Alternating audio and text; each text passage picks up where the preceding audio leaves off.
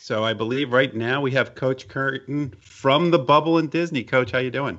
Good guys, how you doing? Thanks for having me. We're doing fantastic. So I have to ask you, I've been so excited all week to ask about, tell me about yesterday's game. We have not been able to talk to anybody about the game, and we want to find out from you. What was it like to actually get back to sports?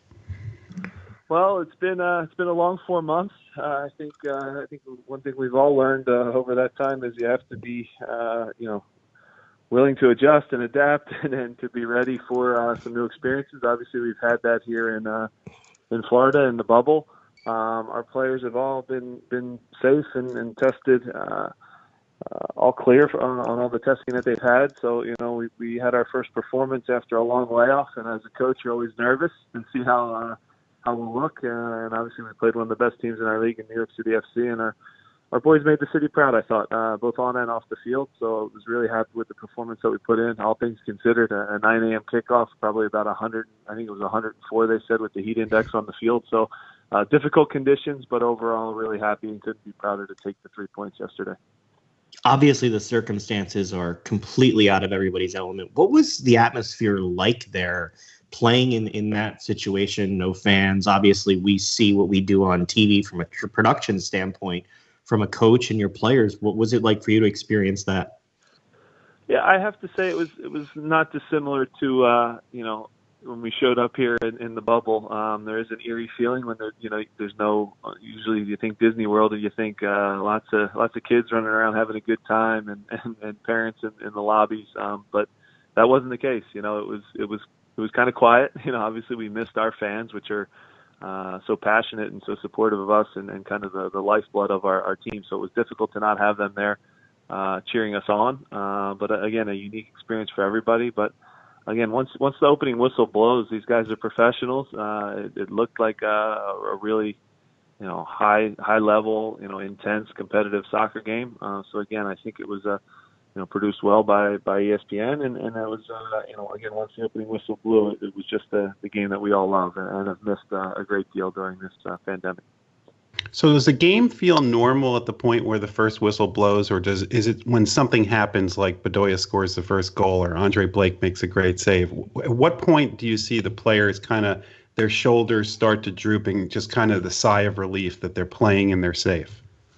I think once that opening whistle blew, obviously there were some ceremonies before the game that I think were more important even than the 3 points that we won yesterday, and something that I was very proud of our team for. But again, once that, I think it actually, there was nerves on both sides. You could feel it at the beginning, but actually once the first foul happens and the first physical action happens and the referee has to get involved and the whistle blows, you kind of go, okay, this is real again. It was a long layoff, but yes, the surroundings are different. Yes, it's not in a packed stadium with 25,000 people cheering us on. But it was still just as important. The guys put just as much into the game, and again, I think we made the fans proud, taking the 3 points from New York City, a very talented team in our league. You talk about before the game what went on. Obviously, the players all wore Black Lives Matter shirts. They took their shirts off to reveal that it wasn't their own names on the back of their jerseys. It was the name of Black people who had been killed by police on their jerseys, with the statement, "One name too many." Can you talk about the process of that coming about? Because from afterwards with some of your comments, it didn't seem like people really knew that was going to happen before the game. Yeah, look, it was something that was kept quiet. It was something that there was a lot of work and discussion that went into, actually a lot of education as well. So it wasn't just something we planned spur of the moment and caught people off guard. We did keep it quiet to ourselves because we knew that it was a big action. And look, I think at this time in our country, it was more important to do something by showing action to try to influence change. Look, our Black players on our team really did a great job of educating some of our younger players on the team. We have 12 different countries represented on our roster, age 16 through 35. So there's a huge education piece to the systemic racism that's gone on in our country over the last 400 years. The players that they had on the back of their jerseys, we educated them on exactly who they were representing, the family, the person that was lost.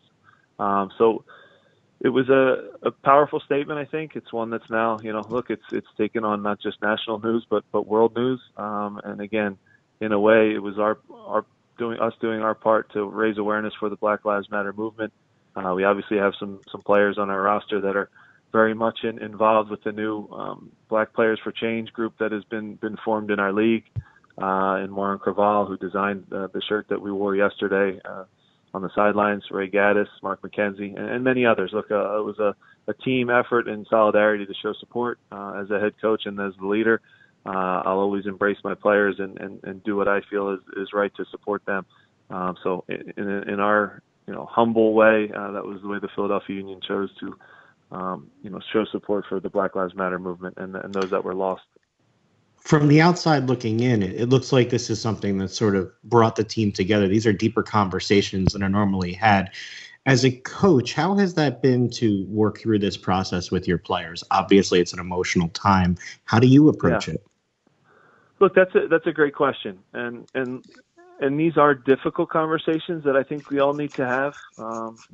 Sometimes with our children, sometimes with others, sometimes even with people that might not be on board. There's still certainly those that will be against what we did, but at the same time, I think the hard conversations need to be had in our country right now. I think that, like I mentioned, the 400 years of systemic racism that's gone on in our country.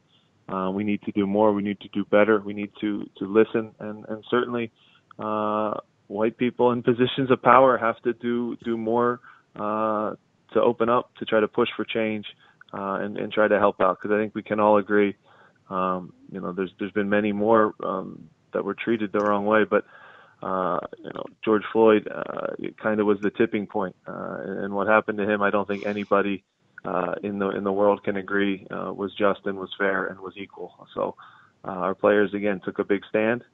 I think we came together as a team, and I think it makes us stronger, both as a team now moving forward in a competition here down in Florida. We've had a chance to talk to a lot of your players in the past about what they've done in the communities, including Mark McKenzie most recently. As a coach, how proud does it make you to not only coach good men and good soccer players, but also people that are good citizens? Look, I love nothing more than watching young players get better and improve and reach their maximum potential.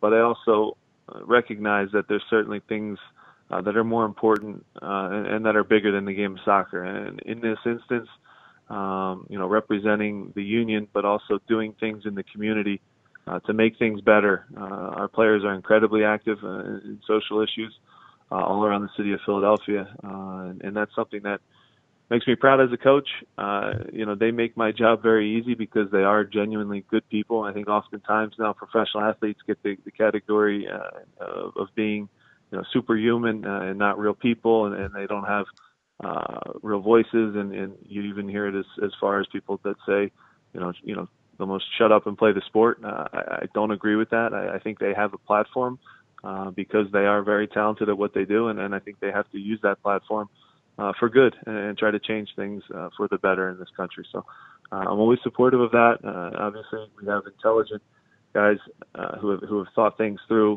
who are educated on all issues and topics, and when they speak their mind, they do it with humbleness, with thought, and with the idea to improve things, not to harm people. We'll get back onto the field for a second with Nashville FC out now with COVID tests. You're supposed to play them next. Can you talk to some of our listeners about what happens next and how that that impacts your preparation for what happens going forward in this tournament? It's been difficult, and again, like I actually just started the call as we were talking. If we've all learned one thing in the last 4 months, it is to expect the unexpected and adjust and prepare for things because they can change at any moment. And this is an example. Obviously, we lost Dallas at the beginning of this competition. Now it directly affected us with losing Nashville, who was removed from the competition. Obviously, you feel horrible for those teams because they put a lot into it. But the reality is now they're out. And the league found a solution and found a replacement. I'm not going to lie. The one thing that hurts is it went from being, a national broadcast game in a great time slot at 8 o'clock to now we're at 10:30. So we have to adjust our preparation. We have to adjust our preparation for the opponent. Miami will play Miami on Wednesday, on Tuesday. You see, it got me confused now. We'll play Miami. We'll just say we'll play Miami next. And it was a team we were already preparing for. And then in the final game now we get Orlando, a team, again, we're familiar with, but we do pretty intensive scouting on teams, and obviously thought we were pretty well prepared for Nashville, having even studied them over the quarantine on some Zoom calls with all the players and broken down their film. It shifts now to Orlando, but we have great people that are involved in our scouting and our video, so we're quickly already preparing for them. But it does throw a wrinkle into things, but look, there's no perfect solution for these tournaments. There's no perfect solution for what the NBA will be going through as well. But the teams that have the best mentality and stay the most positive during it and adapt to change are the ones that are going to have success on the field. And I think we showed that in our first game. Part of being positive is, excuse me, what you do with your free time too.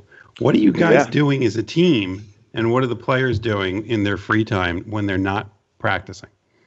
Yeah, look, I would say in the bubble here, the mental side of the game, again, really comes up, and it's something that I'm glad that they're starting to talk more about in pro sports.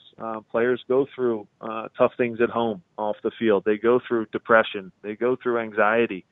So we've done a good job trying to keep them as occupied as possible, things down to, players' lounge, making them feel comfortable. We do have wellness officers that are available and doctors to talk to if they are having issues. So you're trying to make it as normal and as comfortable as possible, but while recognizing, they're sharing their own. They don't have roommates for the first time. Usually when we travel, the coaches get their own rooms, but the players are usually partnered up, so they have a voice that they can hear and talk to. And like I mentioned, we have guys as young as 16, 17 years old that are alone, and that can be challenging. So again, I think sometimes people forget the mental aspect of things, but keeping them occupied and happy and positive is certainly something that every coach and team is focused on right now. And our guys, at least have reported that everybody's feeling good right now, and safe and obviously healthy, which is most important. You talk about the challenges of being alone. We've talked to you about how much of a family man you are. How are you trying to keep your players connected and yourself with the families while you guys are away?